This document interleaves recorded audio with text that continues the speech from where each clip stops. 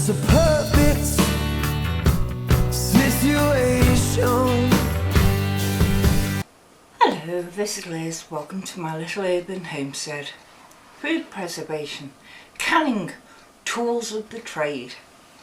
One thing that really helps when you're filling your jars up with product, whatever it is a canning funnel. It means that you get more in the jar than you do on the outside and on your counter. So clean up is a lot easier. So funnel, you normally get them in sets with other things. So once you've filled up, you will need to debubble. Now, I use a plastic chopstick. Plastic is the best thing to use because if you use metal, you run the risk of chipping your rim or knocking the inside and creating a possible slight fracture in it. So plastic is better. You can use a plastic spoon, plastic spatula, you can even use the debubbler tool itself, Headspace debubbler tool. But I find this is the best one to go in and debubble.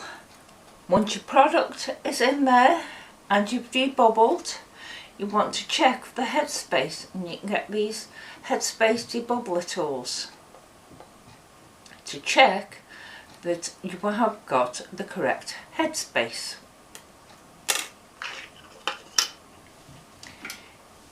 If you are using metal lids and the manufacturer recommends putting them in boiling water, you don't want to put your fingers in there, so you can get these metal lid lifters.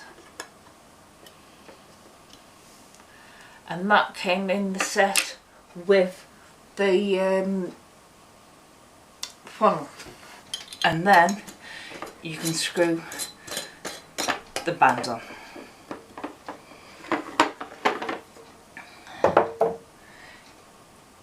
In my case, I use tackless. Now, as I think I've said before, I let the flats, the rings themselves boil away for however long. Then when I'm ready to use them, put the gaskets in and turn the heat off, and that is sufficient for mine. But check your manufacturer's instructions, they may be different. But I've got these tongs because it's boiling water and I don't want to put that in. I can pick the ring up, the lid up, put the ring on, check it's centered nicely, put it on the top of my jar, and then put the band on.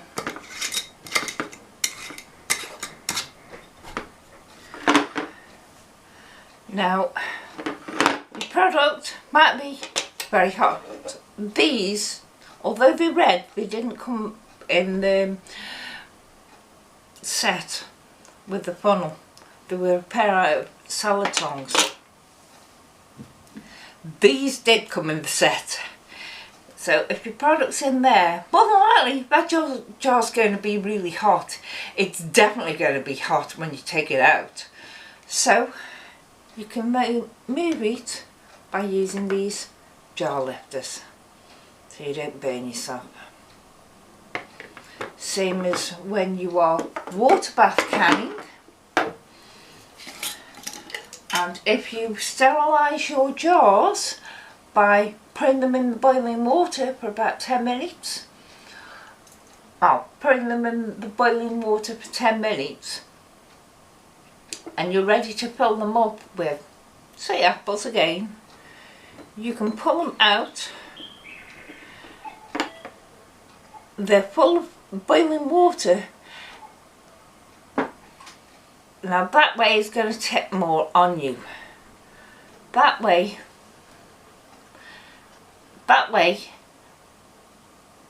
it'll drip down onto your hands and scald you.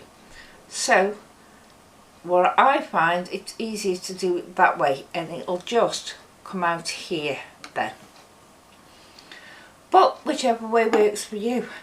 I mean, sometimes I just tip a bit out of it, put it down, get either me oven glove or a cloth, and then empty more of it out.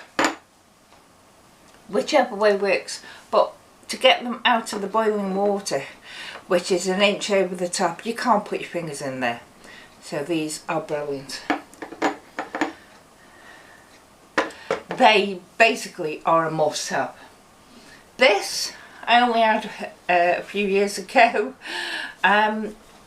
It's brilliant because when you're ladling things out to fill your jar up, you can put that on the edge of your saucepan and it will stay there.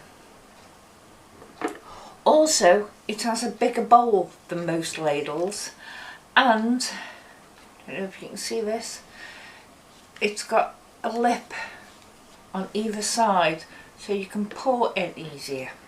Although I actually find it easier to pour front way. But it's there if you want to do that. So this is not a must-have.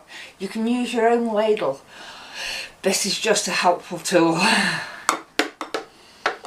When the jars come out of the water bath canner or the pressure canner,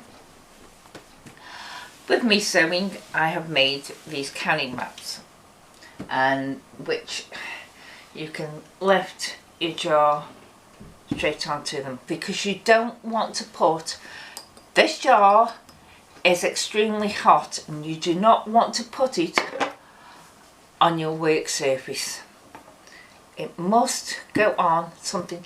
You can use a tea cloth. You can use a tea cloth folded up and poured.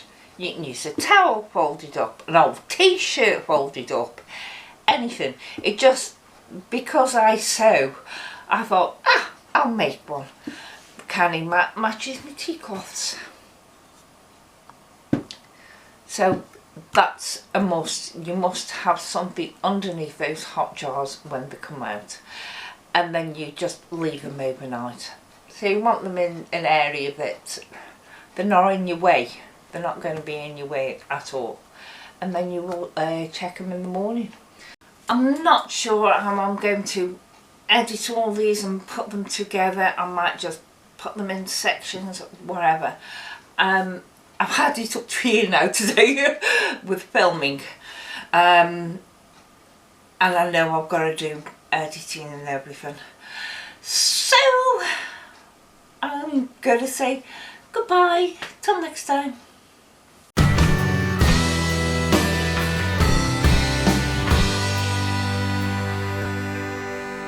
It's a perfect situation.